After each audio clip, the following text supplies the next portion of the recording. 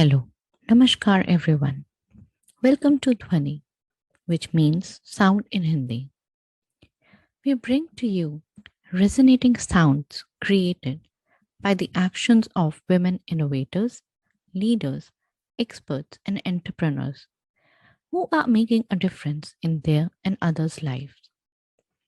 We share their stories to inspire and empower other women.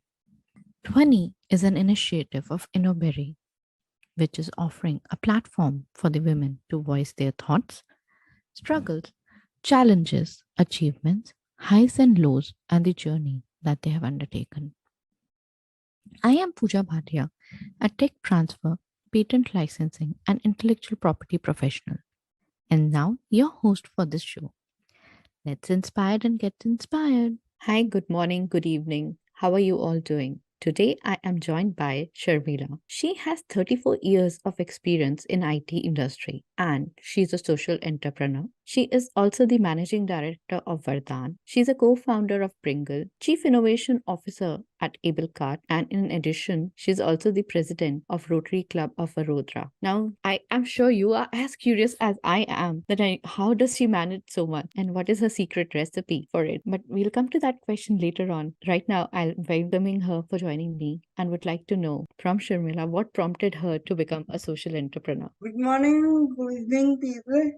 And this thank you to you, Pooja, for this interview. I'm honored. What prompted me? That it goes back more than 50 years when it goes back to 1970. Then I fell ill as a small child and I had encephalitis, which is a viral brain fever. Because of that, I had cerebral palsy, and I still have it. It doesn't go away. It's a condition which is permanent state. Symptoms vary over the years. And I have a problem with my left hand. I have a spastic left hand, and I have a little bit of a speech issue. But beyond that, I don't think I could ever look at it beyond a inconvenience. It's not a disability for me. But that has made me aware of what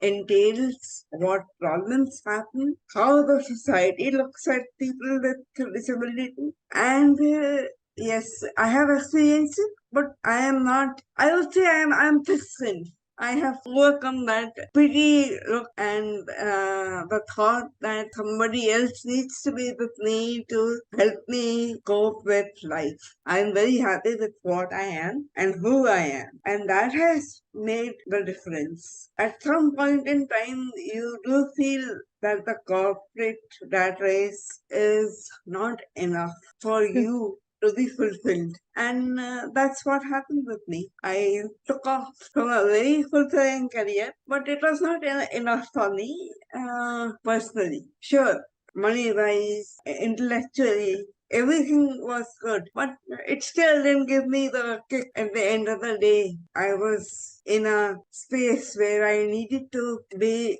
away from all of it. So that made me think, and I gave up a career to come back home to my parents about 8 years back, and I am based out of Baroda, but I am working all across the globe today. It doesn't matter. I am helping people across the globe.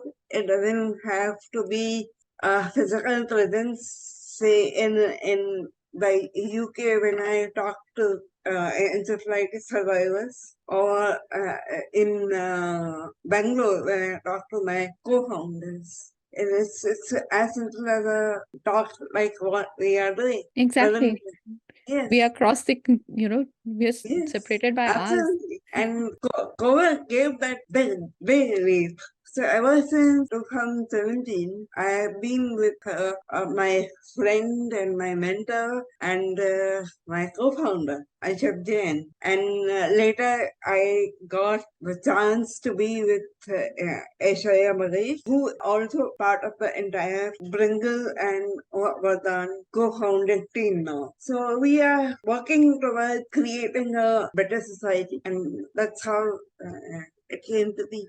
Sharma, I'm really very curious. How do you manage your time wearing different hats? There are so many different roles that you're playing. So hats off to you. And how do you do that? Do you kind of schedule your day, slotting them based on the roles that you're Yes, playing? that also comes from my childhood. Because of my illness and disability, I had to do a lot of therapy, about 18 years of therapy, consistent and continuous. So, physio, occupational, and speech therapies, all three in tandem for about 18 to 20 years. And I still continue with the therapy because as I age, my problems are going to go bigger, larger, especially with my hand and my speech. So I consistently take help of my therapists and keep myself pain free. For all of this to happen, I needed to be time bound from the age of 6. There are therapy, school,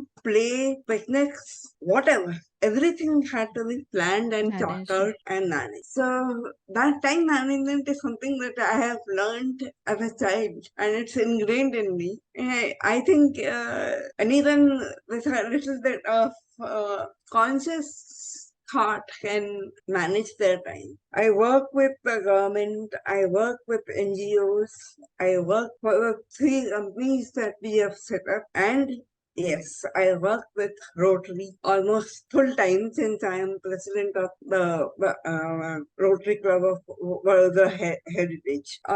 It's a full time thought of service above self. So I guess that's how it is. That's quite interesting, Sharmila, because managing so many things is not very easy. So that is why I really appreciate you putting in efforts into so many different domains. But the aim is made, single goal is there just to help the society, be it through whatever engagement you have. So as a Very social good. and as a social entrepreneur, Sharmila, you did give us a bit of an idea that, what is the social impact that you're trying to create. But if you had to summarize it and say 2 or 3 lines, I know it's quite difficult to do that, but if you had to summarize the impact that you are creating, societal impact, what would you like to say about it? I generally don't think back on what happened. The thought is look forward and be true to yourself.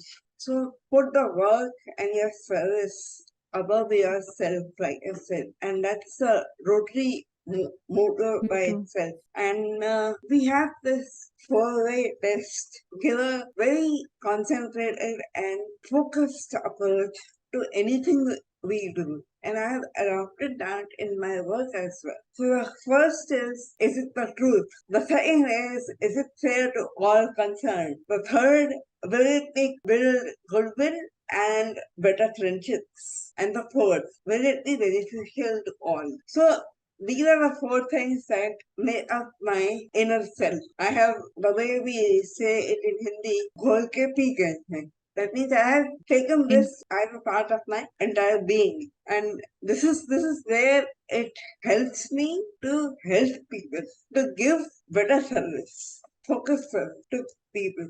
So my summary is, yeah, sure. I work with the government government of India, in fact, to help people in the country. That's 1.4 billion people. I don't look at one, two cases. I will never impact the entire world, the entire community, the entire country that I am going for. I do review policies that the government sets up. I put my inputs in various acts and bills that the government comes up with, especially so with the disability bill and the new education policy that we have had in these past 8 years. It was a massive effort, but yes. It was needed. So my summary is I have pushed for change through myself, through the government, through NGOs. But yes, change is something I constantly push for. An evolving society is what we look at, and true, it has to be part of your inner self to push for change.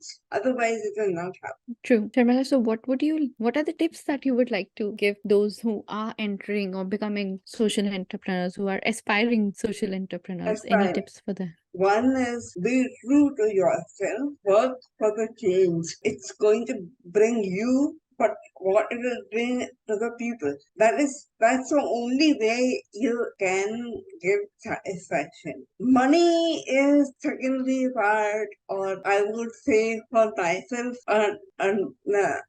a financial aspect is not seen where I am working in the disability or in women empowerment. The beneficiaries of the people I work for are the ones who are going to gain, and that part has to be the only thing that pushes you to work. Nothing more. It is selfless service. Basically, you can't do social entrepreneurship and then look at, okay, how much am I going to gain? Fame, money, whatever. No. A leader is always behind the scenes. They have to push for the change. You can't be seen up ahead looking for fame and glory. It doesn't work that way for me. And that's how I see it. Thanks, Sharmila.